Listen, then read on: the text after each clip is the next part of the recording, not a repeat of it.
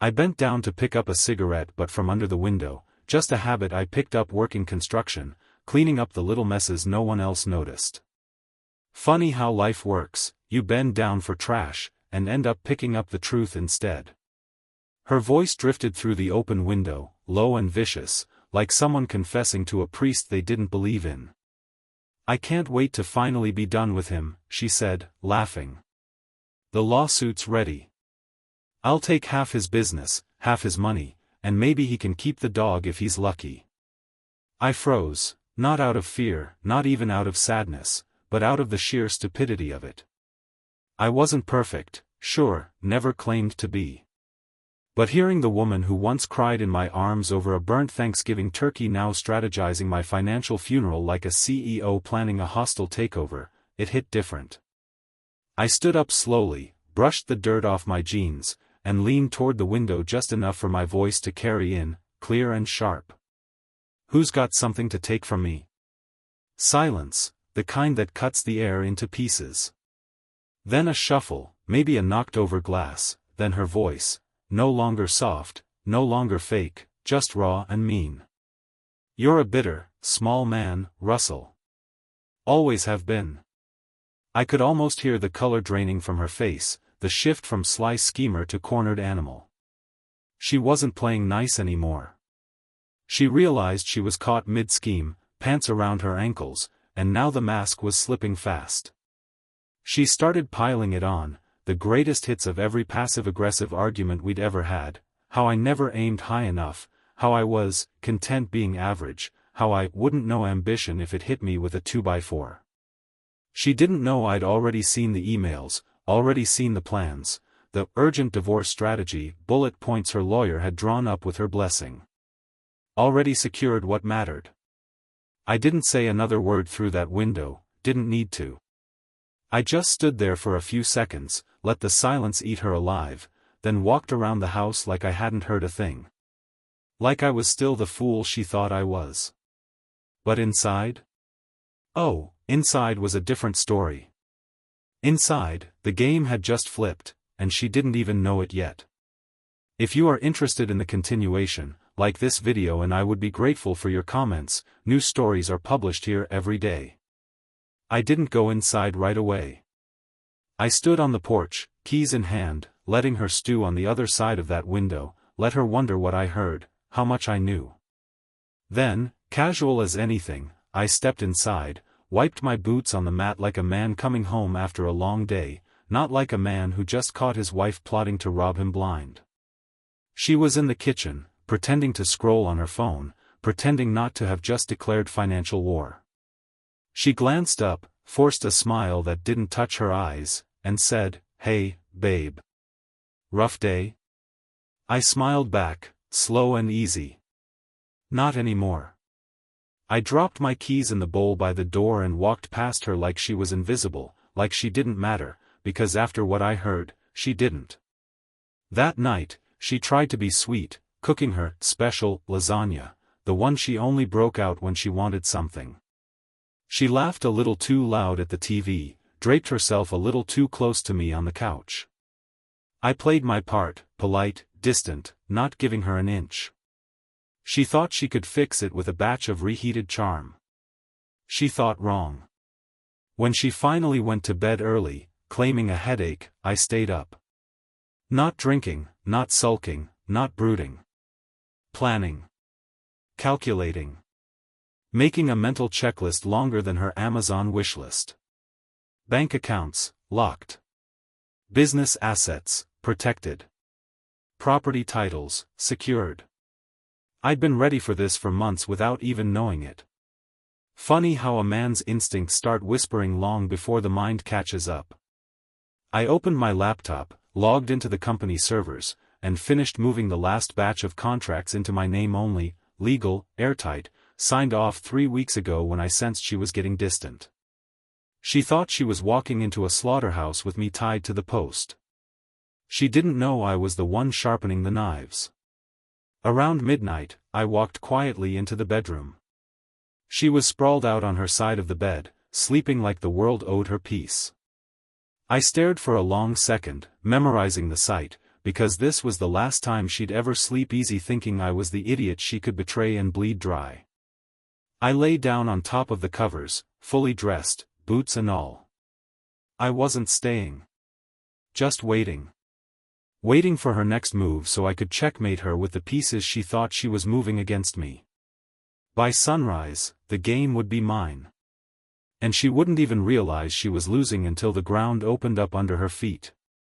Morning came heavy, the kind that drips off the roof and soaks into your bones. I made coffee, just for me. Didn't offer her a cup. She noticed. I saw it in the way her eyes flicked to the machine and back to me, but she didn't say a word. Smart for once. She breezed through the kitchen in her little silk robe like a woman who still believed she was running the show. Big day today, she said, like we were still pretending. Meeting with a client. Might run late. I nodded, took a sip, didn't even look up from my phone. Let her stew in the silence. Let her wonder.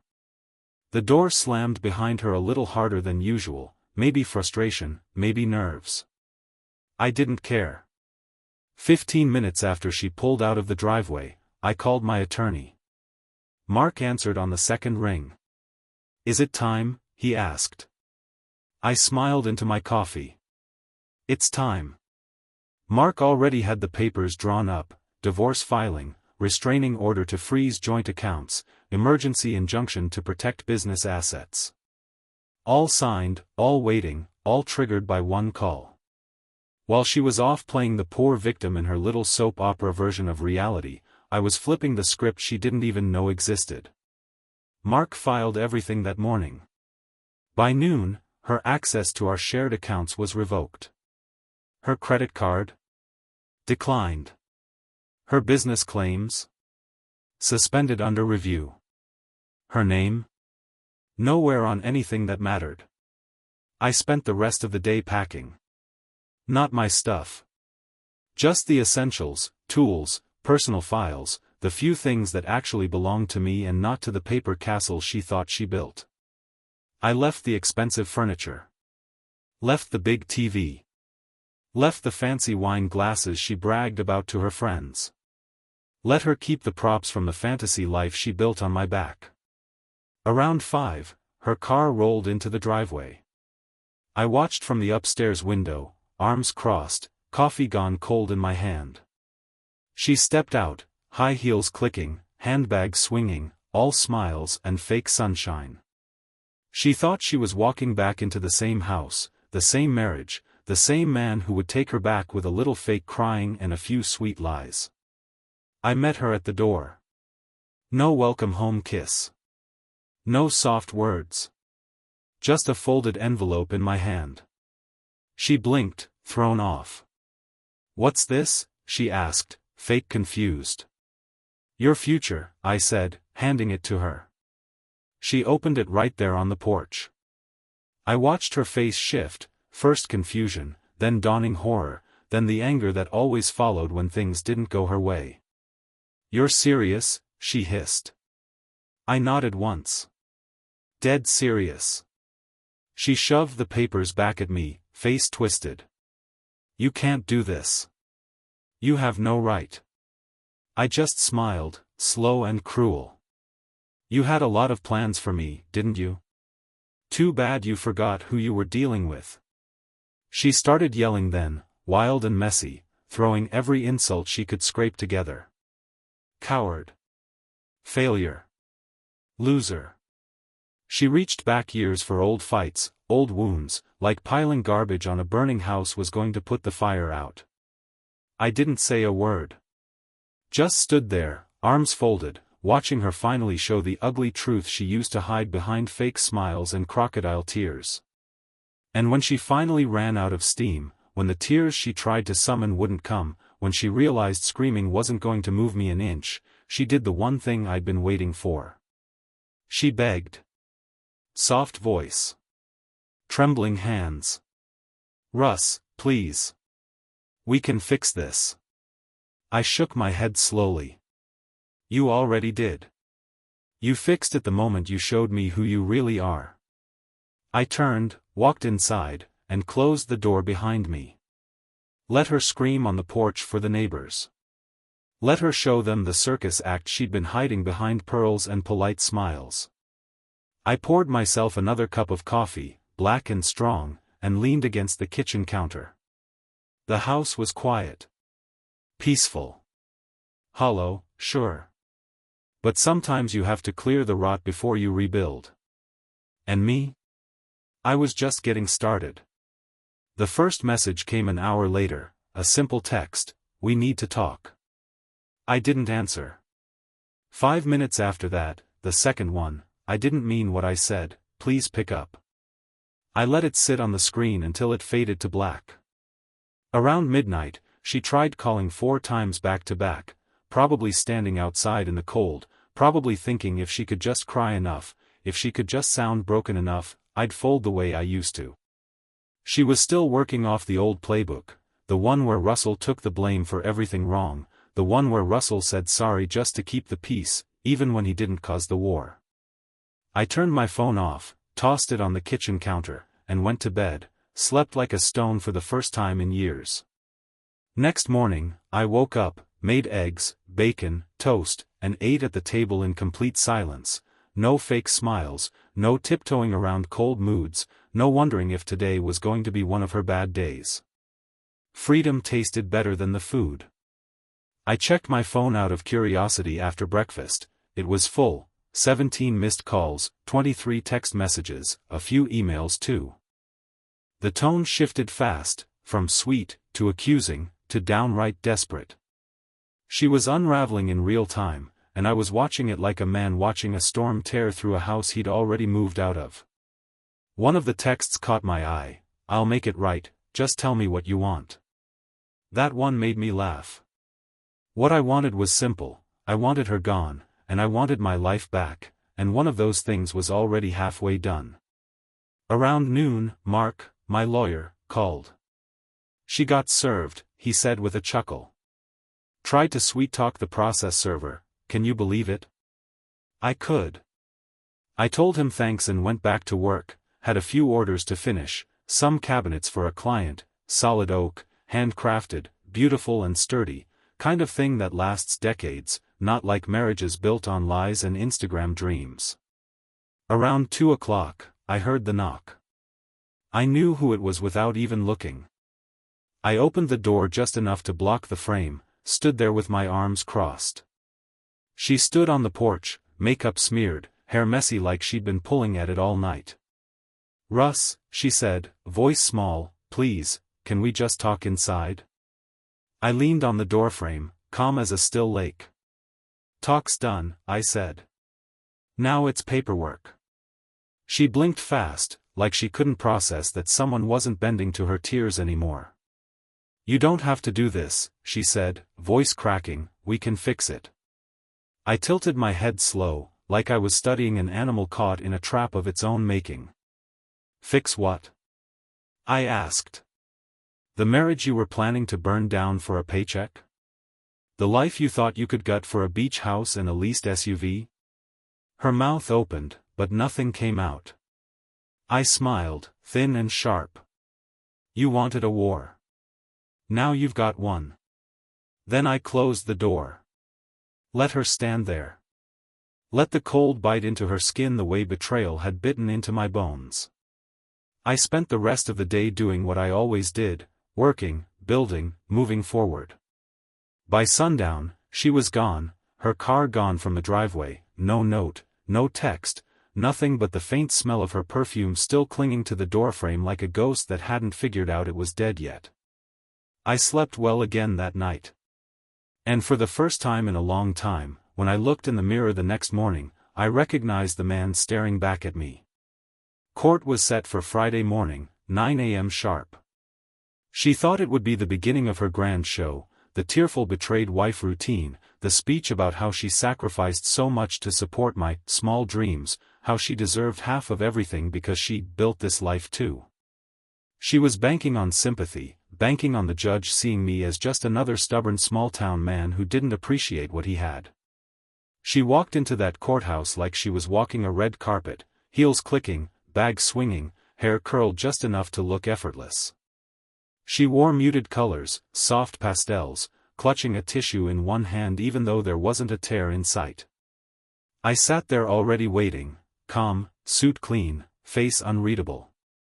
Mark was next to me, flipping casually through a file thicker than a Sunday newspaper. She didn't look at me, not at first. She made a beeline to her lawyer, some weasel-faced guy who looked like he learned law from watching late-night TV commercials. They huddled, whispering, probably rehearsing whatever play they thought was going to work. The judge called us up, no fanfare, no time for theatrics. Her lawyer started with the usual sob story, painting her like a saint who carried the heavy burden of my mediocrity, my emotional unavailability, my refusal to grow with her. It was impressive, really, the way he spun fiction like he was weaving a tapestry of lies. I didn't flinch. Neither did Mark. We waited, patient, predators in suits. When it was our turn, Mark didn't waste a breath. He stood up, slid a thick folder across the judge's bench, and said, "Your Honor, we'd like to enter evidence item 1 through 23. The judge flipped through it, brows knitting tighter with every page, emails, plans, texts between her and her lawyer plotting asset theft, notes about moving the business into her name, whispering about how stupid I was to trust her, a real greatest hits album of betrayal and arrogance. Her lawyer went pale, his mouth opening, then snapping shut like a fish on dry land. She tried to recover quick, tears real this time, panic setting in. "Your Honor," she gasped, voice shaking, "these emails were private conversations taken out of context." The judge didn't even blink, just kept flipping pages like he was reading a particularly nasty tax audit. "Mrs. Green," he said finally, voice flat, "are you denying that you authored these communications?" She opened her mouth, closed it, opened it again. "No," she whispered. Her lawyer tried to salvage it, babbled about emotional duress and lack of malicious intent, but it was too late. The match was already over and the body wasn't even cold yet. Mark stood calm, hands clasped behind his back like he was reciting the weather report. "Your Honor, based on the evidence and the premarital agreements already submitted, we respectfully request dismissal of her claims to the business, full maintenance of my client's sole ownership, and a minimal division of marital property based on proven bad faith." Translation: she gets nothing but the memories and the mortgage if she's lucky. The judge nodded once, sharp and final. "I'll review, but preliminary findings favor the respondent." Her face collapsed right there in front of everyone, no mask, no performance, no plan B. Just a woman realizing she bet the farm and lost the keys. I didn't smile. I didn't gloat. I just stood, walked out of that courtroom straight-backed while she crumbled behind me like a building rigged with charges at the foundation.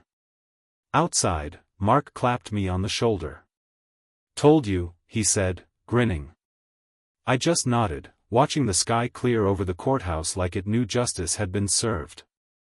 She tried to call me that night, 5 times. Left voicemails, sobbing, babbling about how she made a mistake, how we could start over, how she was lost and scared and didn't know why she did what she did. I didn't answer. Didn't even listen to the messages. I deleted them one by one with the same calm patience she used when planning to steal my life. And just like that, the woman who thought she could destroy me was nothing but a ghost stuck outside a door that would never open again.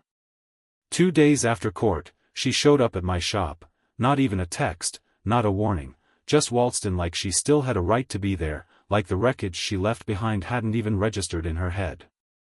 I was at the back working, sanding a walnut slab, when I heard the bell over the door ring, sharp in the quiet space. I didn't look up, didn't break my rhythm, just kept moving, slow, steady, the way you do when you're not worried about the snake in the room because you already took its fangs out. She called my name, soft first, like it was a memory, like we were just 2 old friends running into each other after a storm. I finished the pass across the wood, wiped my hands on a rag, and turned around, leaned against the workbench, arms crossed. She was standing there in some flowy dress, like she thought she could sell innocence in fabric. "Russ," she said again, voice trembling, please, can we talk? I said nothing, just tilted my head slightly, the way you do when you hear a dog barking 2 streets over. She took it as a maybe, moved closer, kept talking, filling the air with nonsense about mistakes, regrets, second chances. She said she realized she still loved me, realized she'd been confused, realized that we had something worth fighting for. I waited until she ran out of air, waited until she stood there wide-eyed, hopeful, still thinking a few pretty words could glue back together the glass she'd smashed. Then I reached under the counter, pulled out a folder, set it between us on the bench, slid it toward her, slow, deliberate, final. She hesitated, like it might bite. What's this? She asked. Your reality check, I said. Inside were copies of the settlement agreement Mark finalized after the court hearing, copies of the property division papers, her signed waiver of claims against the business, and a little note at the end, handwritten by me on plain white paper. It read simply, you bet against me. You lost. Move on. She opened the folder with shaking hands, read it page by page, her face draining with every line, her mouth working but no sound coming out. I didn't move, didn't speak, just let her drown in the facts. When she finally looked up, her eyes were wild, desperate. You're really going to throw everything away? She whispered, like it was me who lit the match and burned it down. I smiled then, a real one, not cruel, just clean, pure, the smile of a man who already buried the past and built a fence around the grave. You threw it away, I said, voice flat as a dropped hammer. I'm just taking out the trash. She stepped back like she'd been slapped, clutching the folder to her chest like it could somehow shield her from the reality she built with her own hands. You're making a mistake, she said, one last shot, one last desperate swing at a man already out the door. I pushed off the bench, turned back to my work, picked up the sander. Maybe, I said over my shoulder, but at least it's my mistake to make. She stood there a few seconds longer, like a broken clock hoping to tick one more time, then finally she turned and walked out of my life, the door swinging shut behind her with a soft, final thud. I exhaled, slow, steady, and then got back to sanding the walnut slab, smooth, strong, built to last. A real piece of work. Not like her. Not anymore. The first weekend after she left, I stayed late at the shop, not because I had to, but because I wanted to, because for the first time in years the place felt clean. Not just clean like dusted and swept, but clean like no one's lies were dripping down the walls, like the air itself wasn't polluted with fake apologies and unspoken resentment.